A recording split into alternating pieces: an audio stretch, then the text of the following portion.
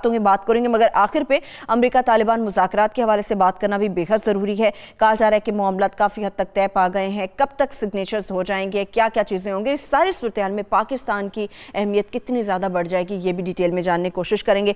सबसे पहले हारून साहब, मैंने पूरी कौम को मुबारकबाद दी। मुबारकबाद है, मैंने मैच कबड्डी का देखे ना, मैंने आपसे ही सुना है, तो जितनी सबको खुशी हुई मुझे भी खुशी हुई। हारून साहब नहीं कर रहे हैं, आपको पता ही नहीं है। मुझे ना पता, मुझे क्या पता, मैं कबड्डी का मैच मैं आपको शो के बाद काफी ज्यादा क्लिप्स दिखाने वाली हूं। अभी जरा यूएन सेक्रेटरी की तरफ आते हैं। अच्छा, अच्छी खबर, बड़ी अच्छी खबर है। देखिए, ये महज इत्तफाक नहीं है, ये तो मैंने रुदवान के दौरे पे आपसे अर्ज किया था कि ये एक तारीख साज वाक़या है। और मुझे ऐसा लगता है कि पाकिस्तान और तुर्की के ताल्लुकात में इतनी कुर्बत आएगी कि वो नतीजा खेज होगी, दुनिया पे असरअंदाज होगी। लेकिन अब सारी चीज़ों पे ठंडे दिल से गौर किया तो एक और नतीजा निकला। देखिए, महातीर मोहम्मद का ना, ही इज़ 93, वो एक बहुत बूढ़े आदमी हैं वो, और आसानी से वो कहीं जाते नहीं हैं। चीन बहुत मजबूरी से उन्हें जाना पड़ा तो वो गए थे पाकिस्तान, बड़ी खुशी से आए। पाकिस्तान में वो खुशी आए, उनका आना, रुदवान का आना, अमरीकी सफारतकार आ रहे हैं बार बार, और अब सेक्रेटरी जनरल का आना, ये इस बात का मज़हर है। FATF पे अलग बात करते हैं, इंडिया की इस तमाम कोशिश नाकाम हो गई पाकिस्तान को आइसोलेट करने की। उसके बरक्स हो गया मामला।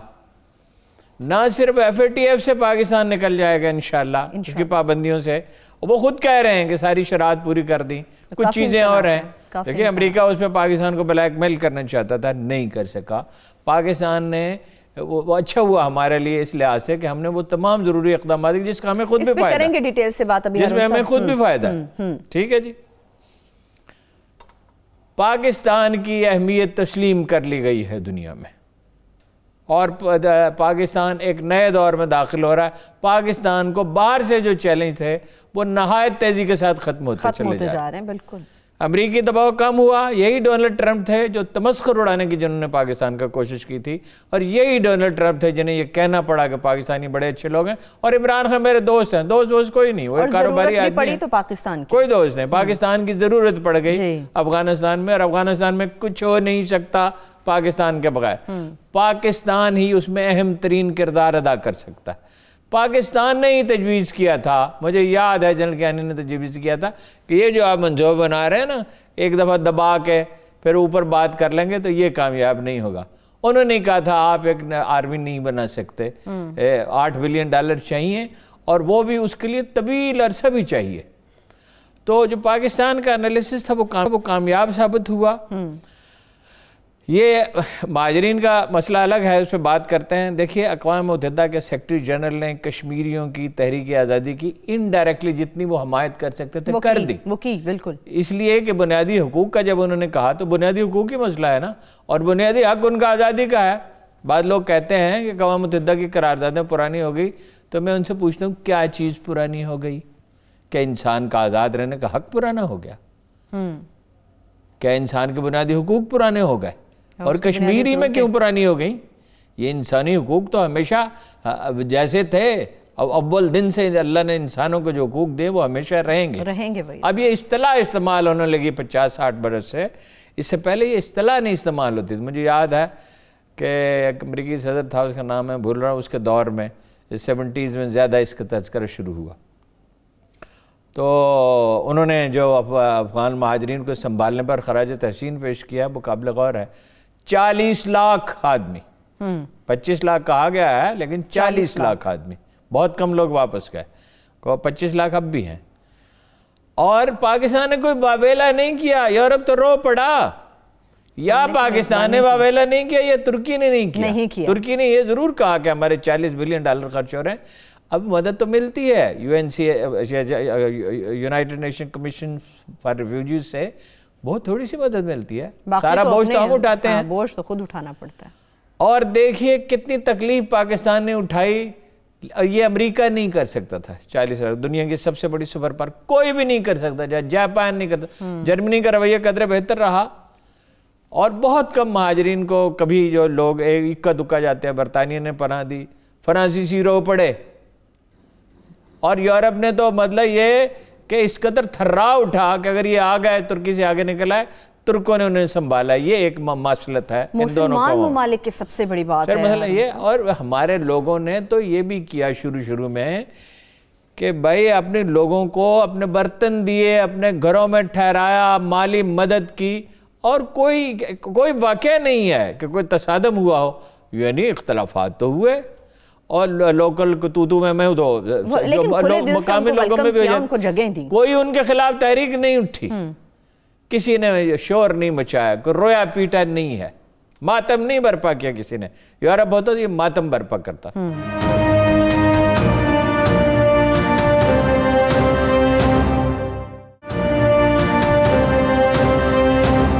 موسمیاتی تبدیلیوں کی جو بات ہے وہ غیر اہم نہیں ہے جو انہوں نے کی, اور اس میں انہوں نے کہا کہ عمران خان کی جو تقریر تھی وہ مؤثر کن, بڑی مؤثر, وہ کیوں تھی؟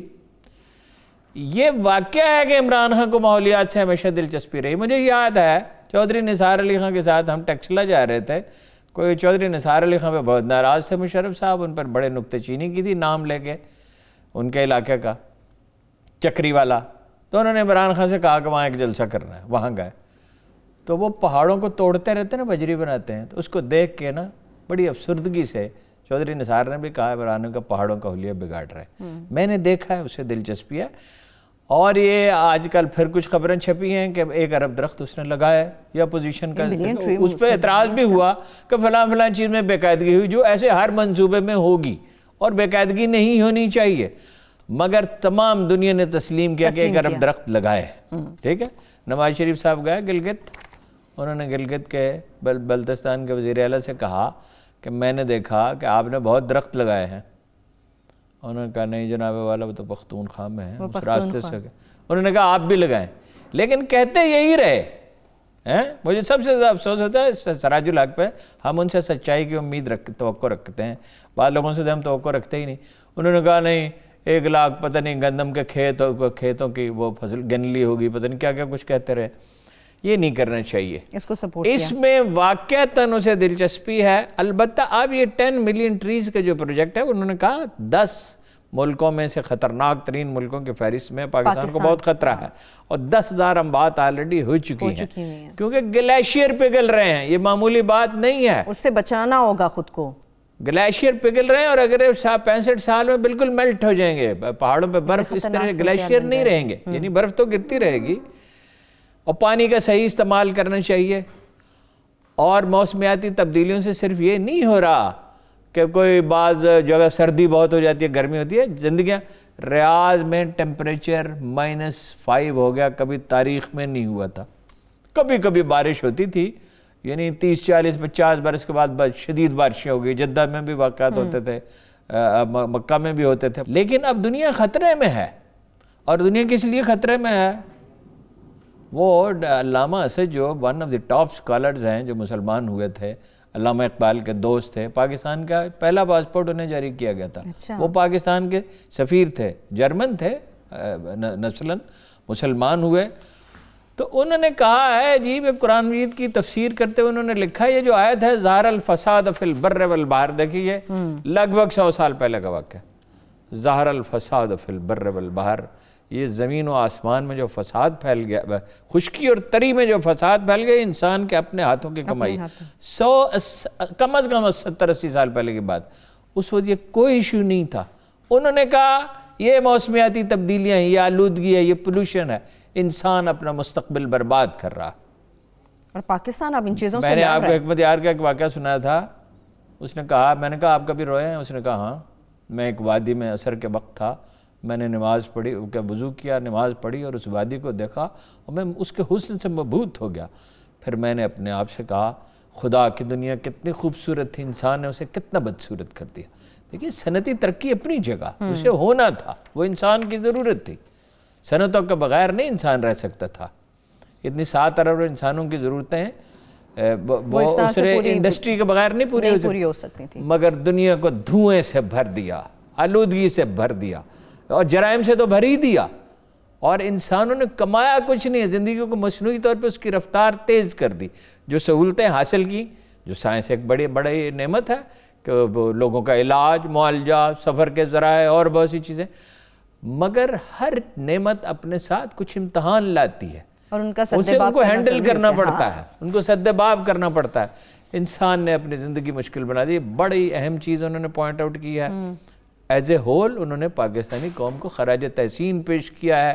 یہ ایک بدلتی ہوئی دنیا ہے، اس میں پاکستان کا کردار بڑھ رہا ہے۔ بے شک سعودی عرب والے ناراض ہو جائیں اور عرب ناراض ہو جائیں، پاکستانی مزدوروں کو تنگ کریں، وہاں پہ کچھ بھی کریں، لیکن پاکستان کی اہمیت اب کم نہیں ہو سکتی۔ کامیاب جوان پروگرام کی بڑی تعریف کی UN سیکرٹری جنرل، یہ بڑی ہے، عجیب و غریب بات ہے، حالانکہ اقوام متحدہ کا اس سے کیا لینا دینا ہے، لیکن یہ بڑی عجیب بات ہے۔ اس کا مطلب یہ ہے کہ وہ یہ چاہتے تھے یہاں یہ میسیج دیں پاکستانی قوم کو کہ دنیا آپ پہ شاد ہے۔ اب یہ وہ پاکستان نہیں ہے جس کے خلاف، جس کو ایک ٹیررسٹ سٹیٹ قرار دینے کی کوشش کی جا رہی تھی۔ پاکستان اس سے بہت آگے نکل گیا، اس سے آگے نکل گئے۔ یہ لیبیا، یمن، سیریا، کیا کیا ملک برباد ہوئے ہیں۔ اس میں اس قوم کی صبر کا، اس کی پیشنس کا، اس کی ہمت کا بڑا، اس میں ہم فوج کو بہت خراج تحسین پیش کرتے ہیں، کرنا بھی چاہیے۔ پولیس نے بھی بڑا فائٹ کیا ہے۔